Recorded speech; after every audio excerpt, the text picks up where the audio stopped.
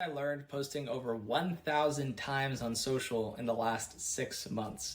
Now, for anybody who's seen any of my previous content, this can be pretty meta because this is a social media post. But I wanted to give you some of my thoughts on how to do this effectively, and also just kind of check in with anyone who's been watching these videos since day one, because of course it all compounds. I learned so much from you, and hopefully you guys can learn from some of my mistakes, failures, and also some wins that we've had along the way. But for anyone who's new to this, we're growing our SaaS business that we launched after scaling our agency to over $1.7 million in revenue. We still have the agency, but our goal is to build a $100 million software product in the next 3 years. And we're on track to do that actually at this growth rate. So we're really excited, but I'm here to help give you guys as much feedback and advice as possible, right? So just to dive into this, I have posted over 1,000 times. My typical posting schedule is as follows, right? So I'll typically post about 6 times per day on Twitter, and then about 4 times per day on LinkedIn, about twice per day on YouTube Shorts is the goal. I don't always hit that. And then twice per day on TikTok is also the goal. I don't always hit that. So that's 2, 4, 10, 14 a day, right? Just from those. And then podcast once a day is 15. So that's about, 15 times, 30, right? That's about 450. And then you got oh my God, brain fart. And then times 6. So that it's over 1,000, right? And so the way I think about this is I have everything inside my Hootsuite account. And inside Hootsuite, I basically schedule all this out. I always start off with a pillar piece of content, right? So this would be one of them. And depending on my mood, I will schedule out content on, I'll chop it up and schedule it out on multiple platforms. And I won't always take this video that you're watching right now and let's say post it on YouTube, right? I try to always think about it as there are different pieces of pillar content for different things. And right now, the way I've looked at it is there's pillar long form content, there's pillar short form content, and there's pillar tweets, which typically get turned into written content, right? So I try to identify about 3 pieces of pillar content a day, and then I try to then schedule those out on the corresponding platforms that match that style of content. So for example, short form, TikTok, YouTube, LinkedIn, sometimes. I'm going to start getting into Instagram as well. Podcast works really well for, this, because this is going to be a podcast episode. You might be listening to the podcast right now. But podcast works as well for, let's say, posting on a Facebook group, because this, if you're watching for Facebook, is, on a Facebook group as well that I'm in. And so because of this, you're basically taking the right kind of content and delivering it to the right person at the right time, which is the biggest, hallmark of social media. That's the thing that everyone always talks about, is getting the right message to the right person at the right time. And so when you're scaling up and you're posting it this often, you got to get the right kind. And so those 3 types are really the keys. Now, the other thing that I've learned is you want to be in groups. The groups are key to your growth. So obviously I have my group, which is the membership that we have, but also I'm in groups for Twitter, I'm in groups for LinkedIn, I'm in groups for Facebook, I'm all this stuff. And the key with having, I'm even in a group for podcasting, although I don't use it as much as I should. But when you're in a group, your growth will accelerate, period, right? Period. So you need to have a group that you're in. And the more groups that you're in, this isn't something that diminishes over time, I've noticed. It just continues compounding. It just continues doing it.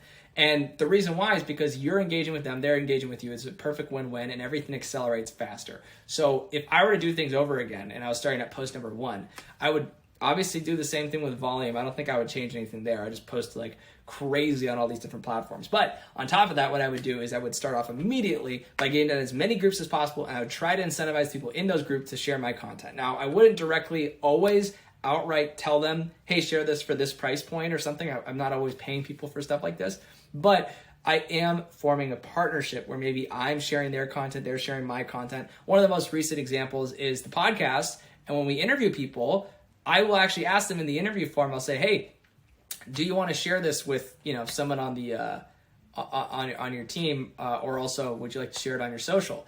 And because they're being asked, and because I'm giving them a favor by giving them free exposure on my podcast, they're a lot more likely to actually share that with other people, right?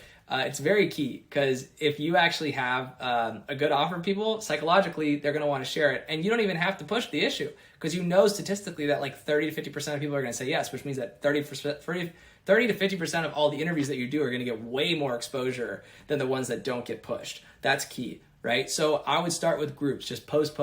I would also have read the book, this is a little plug, I'm not affiliated with them, but it's a good book.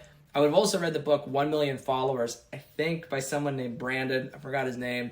Anyways, great book. I'm like 3/4 of the way through it right now, but he really focuses on advertising and also just on boosting posts and things like that, getting as many followers as possible. That's really our goal, and influencers are our goal going into this next year. That's going to be really key for our growth. But we're kind of in this phase where we have so much content. The last and final lesson I'll share with you guys that's been able to help us grow and scale, and what I would recommend you do as well, is thinking of your content as if you are an editor of a newspaper. And I kind of hinted at this a lot, but I've been developing my thoughts on this as I've gone here. But really, there really is no limit to the amount of content you can post if you have multiple people posting content. So if you have a team of 10 people, you in theory have up to 1,000 posts you can make a month, because if everyone's posting at the same frequency as you, which would be a tall order, but it's very possible, that's 1,000 posts a month. Like, how much more exposure could you get if you posted 1,000 times per month? And if you think that's a lot, just think about Facebook or any of these social platforms. They have monetized the fact that they have all these people posting for them without having to pay them, which is the most brilliant business model, even though it's very problematic for many reasons, which I won't go into in this video. It is the most brilliant business model on the planet because they're getting free exposure times 8 billion, or sorry, not 8 billion, like a billion or something like that. How many users they have now? 2 billion, I don't know. But they get all that exposure and they don't have to pay for it. And then people are paying them for that exposure on the back end through the advertising. It's like such a good model. It's insane, right? So even I'm thinking about ways to amplify my social posts. I mean, it's brilliant, right? So, but you can start doing that now for your agency. You don't need to build a social network. You don't need to do that. All you need to do is get your team to post content. And then if they can't do it, hire a ghostwriter, pay like $1,000 a month, which is what I'm about to do, and just have people push out content for them whenever there's a gap, right? Because you can quantify this. I mean, the amount of exposure you get from having somebody who can actually push out content is ridiculous. And you don't have to have just one profile, because like for some platforms you do. For instance, LinkedIn, you can only have like one profile for your personal stuff, and even for Facebook, you can have multiple pages, but you can't have multiple like unique profiles for yourself. So in those situations, you kind of need to stick to one. But in most other situations, you can have tons. You have tons of profiles, and it's not going to matter, right? So you can do that either for yourself or just create different profiles for them. You can also create a profile for them, and that's the key, because in a lot of states, especially California, you can't just like use your employee's LinkedIn account, right? For a lot of reasons.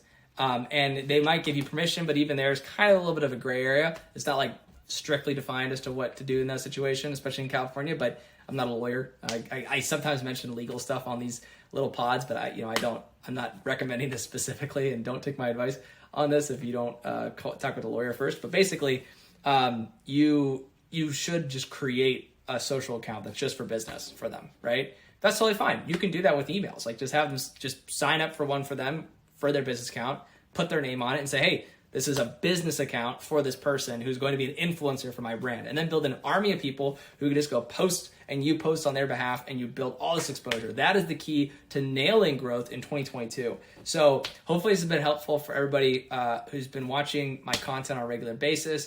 If you have any questions, feel free to comment below. You can ask me anything you want. I'm here to help. I'm here to help you guys grow and scale as fast as possible. And yeah, we're on a mission to hit $100 million in 3 years. So we're about, from a valuation perspective, I think we just hit 3.7 million valuation. And then our ARR is about 2 million.